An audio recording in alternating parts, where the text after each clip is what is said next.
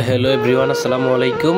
আপনাদেরকে জানাতে চাচ্ছি যে বর্তমানে দেশে যে পরিস্থিতি, আমাদের নোয়াখালী, ফেনী, কুমিল্লা সহ চট্টগ্রামের বিভিন্ন অঞ্চলগুলা খুব ভয়াবহ অবস্থায় আছে। যেমন কি আমাদের নোয়াখালীর অবস্থা খুব ভয়াবহ, এবং কি বাংলাদেশের অনেকগুলো বর্তমানে মানে 6-7টা জেলা, বিশেষ করে ইন্ডিয়ার এই যে ডুম্বুর গেট খুলে দেওয়ার পরে এগুলো হচ্ছে, এবং কি টানা বৃষ্টির পানিতে অনেক বাড়িঘর তলিয়ে গেছে।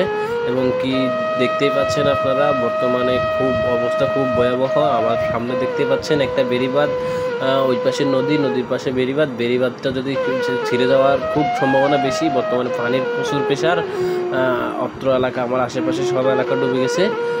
এখন পানির প্রচুর চাপ, বেড়িবাঁধটা ভেঙে যাওয়ার সম্ভাবনা খুব বেশি। যদি এই বেড়িবাঁধটা একবার ছিঁড়ে যায়, তাহলে বর্তমানে 8তলা বিল্ডিংয়ের উপরে আছে, 8তলার নিচতলা ডুবে যাওয়ার সম্ভাবনা খুব বেশি। দেখতেই পাচ্ছেন ওইখানে এই ঘরগুলার পানি অলরেডি, ঘরগুলাতে পানি ঢুকে গেছে। ওই পাশে ব্রিজের ওইখানে অনেক বাড়িঘর সব ডুবে গেছে, এবং অনেক মানুষ ছাদের উপরে আশ্রয় নিয়েছে। বর্তমানে যারা বিল্ডিংয়ে আছে তারা তো আছেই উপরে, কিন্তু নিচের মানুষরা অনেক মানুষের ছাদের উপরে আশ্রয় নিয়েছে। আপনাকে দেখাতে চাচ্ছি নদীটা, যেমন দেখতেই পাচ্ছেন বেড়িবাঁধটা এই কোণা থেকে একবারে ওই কোণা পর্যন্ত পুরাটাই যে ছিঁড়ে যাওয়ার সম্ভাবনা খুব বেশি। যদি একটা ইন্দুরের গর্তর মতো পায়, তো দেখবেন যে এই বেড়িবাঁধটা ছিঁড়ে যাবে।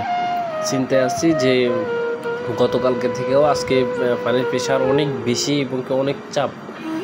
এটা ছিঁড়ে যাওয়ার সম্ভাবনা আজকে 100-তে ধরেন 99% শিওর যে আজকে ছিঁড়ে যাবে। এটা আল্লাহ জানে এই রাতের ভিতরে কি হয়, আল্লাহ ভালো জানে। আল্লাহ যেন আমাদের সবাইকে রক্ষা করে।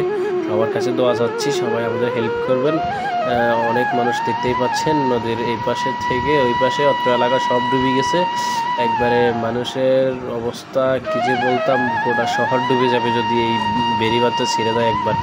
এই গোটা শহরটা ডুবে যাবে একবারে, এই গোটা শহর ডুবে যাবে। ওই পাশে পাহাড়ি ঢলে পানিগুলোও নিচে নামতেছে, আর এই পাশে তো নদী আছেই।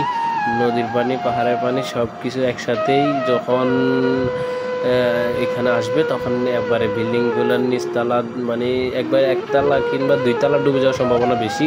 কারণ বেড়িবাঁধটা তো অনেক উঁচু, এবং পাহাড়ের পানি তো আসতেই আছে। আল্লাহ জানে এখন আমাদের কি অবস্থা হইব। আল্লাহ আমাদের সবাইকে হেফাজত করুক, আর সবাই আমাদের জন্য দোয়া করবেন। যদি এই বেড়িবাঁধটা না ছিঁড়ে যায়, যেন এই